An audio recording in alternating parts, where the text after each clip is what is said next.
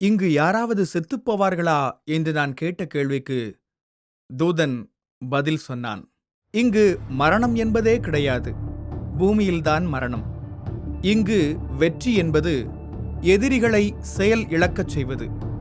பின்பு மீண்டும் அவர்கள் செயல்பட உங்கள் பூமியின் கணக்குப்படி பல மாதங்கள் ஆகலாம். மரணம் என்பது பூமியில்தான். ஆனால் ஒன்று, பூமியின் மனிதர்களுக்கும் அந்த இருளின் மைந்தர்களுக்கும் இரண்டாம் மரணம் காத்துக் கொண்டிருக்கிறது. இதை சொல்லும்போது அவன் கண்கள் கோபத்தால் சிவந்தது. அது சீக்கிரம் நடக்கும். இதெல்லாம் உங்களுக்கு ஏற்கனவே சொல்லப்பட்டு விட்டது. எனக்கு புரியவில்லை என்றேன். யார் சொன்னார்கள்? அங்கு, அதான் பூமியில்.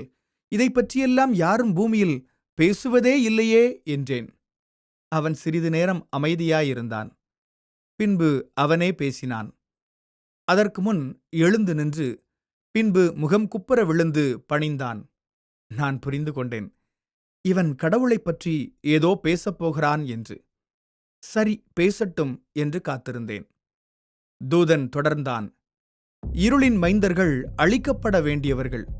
ஆனால் மனிதர்கள் அப்படியல்ல.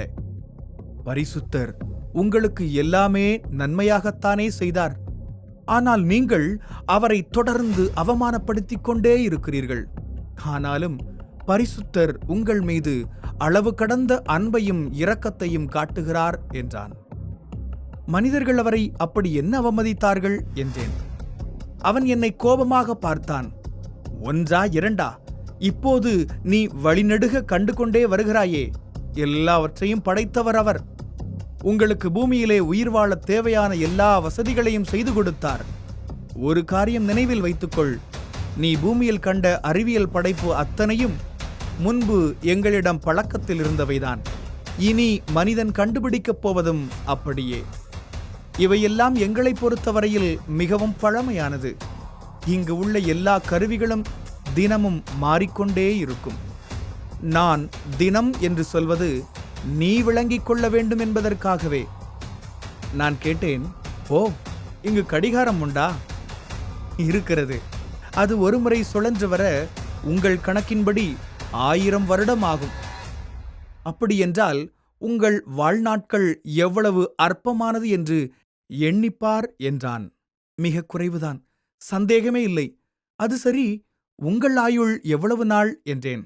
அவன் சொன்னான், நான் நோவா கப்பல் செய்யும்போது அவனுக்கு உதவி இருக்கிறேன். எங்களுக்கு மரணம் இல்லை. உங்கள் வாழ்க்கை பூமியில் மிகவும் குறுகியது. இந்த சிறிய வாழ்நாளில் நீங்கள் கல்வி என்ற ஒன்றை கற்றுக்கொள்கிறீர்கள். அதன் மூலம் பூமி தானாய் உண்டானது என்று அனைவருக்கும் போதனை செய்து பரிசுத்தரை உங்கள் சிறுவயதிலேயே அவமதிக்கிறீர்கள். இதற்கெல்லாம் காரணம் அந்த இருளின் மைந்தர்கள்தான். அவர் ஒருவரும் ஒரு காலம் காணக்கூடாத ஒளியாய் அறிவின் நிறைவாய் இருக்கிறார். விஞ்ஞானத்தின் உச்சம் அவரே. அவர்தான் ஞானம். நீங்கள் அவரை இப்படி யாருமே இல்லை என்று பறைசாற்றுகிறீர்கள். உங்கள் கல்வி ஒழிக்கப்பட வேண்டிய ஒன்று. மனிதர்கள் வேண்டுமென்றே இதை செய்கிறார்கள். உன்னைப் போல் உடன்படிக்கை செய்தவர்களும் இப்படியே செய்கிறார்கள். நீங்களும், அதுதான் கிறிஸ்தவர்களும் மாறுபடவில்லை என்றான். எனக்கு அவன் சொன்னது புரிந்தது. அவன் கிறிஸ்தவர்களை பற்றித்தான் பேசுகிறான் என்று புரிந்து கொண்டேன். சரி, இதை பற்றி அவனிடம் கேட்டுவிடலாம் என்று நினைத்தேன். நாங்கள் எவ்வாறு அவமதிக்கிறோம்? அவன் தொடர்ந்தான். மற்றவர்களை மன்னித்து விடலாம். ஏனென்றால் அவர்களிடம் பரிசுத்தரின் வார்த்தை இல்லை. ஆனால் உங்களிடம் இருக்கிறது. எதை இவன் வார்த்தை என்கிறான்? அது என்ன வார்த்தை என்றேன். அது பரிசுத்த வேதம். அதில் பரிசுத்தரின் வார்த்தைகள் இருக்கிறது. அவர் ஒன்றையும் உங்களிடம் மறைக்கவில்லை. இங்கு நாங்கள் பரிசுத்தர் என்று கூறவே அஞ்சுவோம். ஆனால் உங்களுக்கு அவரை அப்பா என்று கூப்பிடலாம் என்ற உரிமையை நீங்கள் பெற்ற அடையாளத்துடனே அதையும் கொடுத்தார். ஆனால் நீங்கள் அவரை கடுகு அளவு கூட நம்புவது இல்லை. பின்பு அமைதியானான். நாங்கள் நம்பத்தானே செய்கிறோம். அவன் என்னை திரும்பி பார்த்தான். நம்பிக்கை உள்ளவர்கள் எப்படி கவலைப்படலாம்? நம்பிக்கை உள்ளவர்கள் எப்படி பயப்படலாம்? கவலைப்படாதே, பயப்படாதே என்று எத்தனை முறை அந்த வேதத்தில் குறிப்பிடப்பட்டுள்ளது. யாருமே இதை நம்புவது இல்லை. உங்கள் வாழ்க்கை முழுவதும் பயத்திலும் கவலையிலுமே கழிகிறது.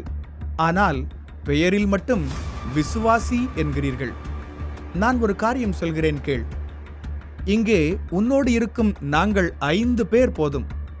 மொத்த பூமியையும் ஒரு நாளில் சங்காரம் செய்து விடுவோம். எங்கள் பலன் அப்படிப்பட்டது. ஆனால் ஒரு மனிதனுக்காக, ஒரே ஒரு மனிதனை பூமியில் காப்பாற்ற தூதர்களின் மொத்த திரள் கூட்டத்தையும் பரிசுத்தர் பூமிக்கு அனுப்பி வைப்பார். அவர் உங்கள் மீது வைத்த அன்புக்கு அளவே இல்லை என்று கூறி முடித்தான். இதெல்லாம் எனக்கு தெரிய வாய்ப்பே இல்லை. நான் இதை பற்றி யோசித்ததே இல்லை என்றேன். ஒருவேளை கர்த்தரின் ஊழியம் செய்பவர்களுக்கு தெரிந்திருக்கலாம் என்றேன். ஊழியர்களும் உங்களைப் போலவே வாழ்கிறார்கள். ஊழியம் செய்பவர்களுக்கு பரிசுத்தர் கொடுத்த முதல் கட்டளையே பணத்தை பற்றியது. பணத்துக்கும் அவர்களுக்கும் உள்ள நெருக்கம் உலகத்தில் உள்ள எல்லோருக்கும் தெரிந்த ஒன்று. சரி, இதை பற்றி இதற்கு மேல் பேச வேண்டாம் என்று கூறி முடித்தான்.